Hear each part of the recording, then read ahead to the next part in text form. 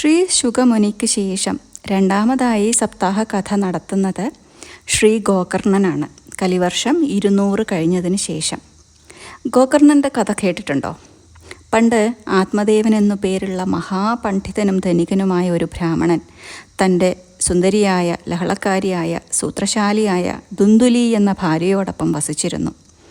ഒരു കുഞ്ഞില്ല എന്നുള്ളതായിരുന്നു അദ്ദേഹത്തിൻ്റെ ദുഃഖം. അതിനായി ഒരുപാട് ദാനങ്ങളും പൂജകളുമൊക്കെ ചെയ്ത അദ്ദേഹം അവസാനം ഒരു വനത്തിലെത്തുകയും ഒരു സന്യാസിയെ കാണാനിടയാകുകയും തനിക്ക് കുഞ്ഞുണ്ടാകാനുള്ള യോഗമില്ല എന്നറിയുകയും ചെയ്യുന്നു. ഇനിയുള്ള ജീവിതം സന്യാസത്തിനായി ഉപയോഗിക്കണം എന്ന് ആ മഹർഷി ഉപദേശിക്കുന്നു. പക്ഷേ ആത്മദേവൻ അതിന് തയ്യാറാകുന്നില്ല. ആത്മദേവൻ്റെ നിരന്തരമായ അഭ്യർത്ഥന മാനിച്ച് അവസാനം ആ മഹർഷി അദ്ദേഹത്തിനൊരു പഴം നൽകി. കൂടെ തന്നെ കുറച്ച് നിബന്ധനകളും. ഈ പഴം തൻ്റെ ഭാര്യയ്ക്ക് കഴിക്കാൻ കൊടുക്കണം. പക്ഷേ 1 വർഷക്കാലം അവർ സത്യം മാത്രമേ പറയാൻ പാടുള്ളൂ, ശുദ്ധിയായിട്ടിരിക്കണം, ദാനധർമാദികൾ നടത്തുകയും വേണം എന്നറിയിക്കും.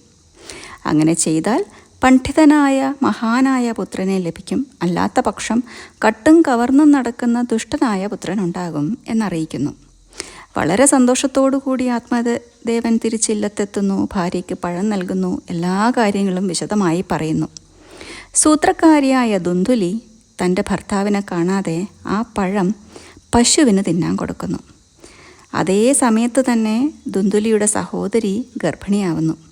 ഒരുപാട് ധനം അവർക്ക് നൽകി ആ കുഞ്ഞിനെ തനിക്ക് നൽകണം എന്ന് അഭ്യർത്ഥിക്കുന്നു.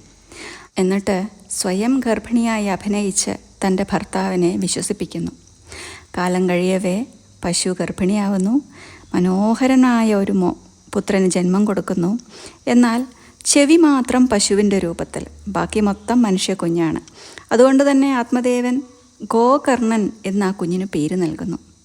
സഹോദരിയും പ്രസവിക്കുന്നു, കുഞ്ഞുണ്ടാകുന്നു.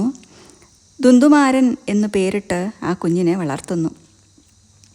ഇല്ലത്ത് വളരെ ഗംഭീരമായ ഉത്സവാഘോഷങ്ങളൊക്കെ നടത്തുന്നു. 2 മക്കളെയും വളരെ സന്തോഷത്തോടു കൂടി ആത്മദേവൻ വളർത്തുന്നു, പഠിപ്പിക്കുന്നു. എന്നാൽ ഗോകർണൻ മാത്രം ശാസ്ത്രങ്ങളെല്ലാം വശത്താക്കി ഉത്തമനായ ഒരു പണ്ഡിതനായി മാറി ലോകസഞ്ചാരത്തിനായി പുറപ്പെടുന്നു. അതേസമയം ദുന്ദുകാരൻ വഷളനായി തെമ്മാടിയായി വളർന്നു വരുന്നു. അച്ഛൻ്റെ പണം മുഴുവൻ വേശ്യാവൃത്തിക്കായി ഉപയോഗിച്ച് അവസാനം ആത്മദേവന് ഇല്ലം വിട്ടിറങ്ങേണ്ടി വരുന്നു. തിരിച്ച് വനത്തിലെത്തി ആ മഹർഷിയെ കാണുകയും തൻ്റെ അത്യാഗ്രഹത്തിനുള്ള ഫലം തനിക്ക് ലഭിച്ചു എന്ന് പറയുകയും പിന്നീടുള്ള കാലം മഹർഷിയോടൊപ്പം വസിച്ച് മുക്തി നേടുകയും ചെയ്യുന്നു. അച്ഛന് ശേഷം ദുന്ദുകാരൻ പണത്തിനായിട്ട് സ്വന്തം അമ്മയെയാണ് ഉപദ്രവിച്ചു തുടങ്ങിയത്. ഉപദ്രവം സഹിക്കവയ്യാതെ ആ അമ്മ കിണറ്റിൽ ചാടി മരിക്കുന്നു. കാലം കഴിയവേ ദുന്ദുകാരൻ കൊടിയ കള്ളനായി മാറുന്നു. അദ്ദേഹത്തിൻ്റെ ഉപദ്രവം സഹിക്കവയ്യാതെ വേശ്യസ്ത്രീകളെല്ലാവരും ചേർന്ന് അദ്ദേഹത്തെ കൊല്ലുന്നു. അപമൃത്യു കാരണം പ്രേതാത്മാവായി മാറിയ ദുന്ദുകാരൻ ആ നാട്ടിലെല്ലാവർക്കും ഒരു പേടി സ്വപ്നമായി മാറുന്നു. ഒരിക്കൽ ഗയയിൽ വെച്ച് ഗോകർണൻ ഈ കഥകളെല്ലാം അറിയുകയും നാട്ടിൽ തിരിച്ചെത്തി തൻ്റെ ജ്യേഷ്ഠനെ രക്ഷിക്കാനായിട്ട് സൂര്യദേവൻ്റെ ഉപദേശപ്രകാരം 7 ദിവസത്തെ ഭാഗവത സപ്താഹം നടത്തുന്നു. 7 ദിവസം പിന്നിട്ടപ്പോൾ പ്രേതാത്മാവായിരുന്ന ദുന്ദുകാരനും മറ്റനേകം ആത്മാക്കളും മുക്തി നേടി മഞ്ഞപ്പട്ടുടത്ത് തുളസിമാല ചാർത്തി ജ്വലിക്കുന്ന തേജസ്സോടുകൂടി ഗോകർണന് മുന്നിൽ പ്രത്യക്ഷപ്പെട്ട് നന്ദി അറിയിച്ചു എന്നാണ് കഥ. ഭാഗവതം നിത്യപാരായണം ചെയ്താൽ ഭൂതപ്രേതാദികളുടെ ഉപദ്രവങ്ങളൊന്നും ഉണ്ടാകില്ല. ഭക്തിയുണ്ടാകും, മുക്തിയുണ്ടാകും, ജീവിതത്തിൽ എല്ലാ ഐശ്വര്യങ്ങളും വന്നു ചേരും.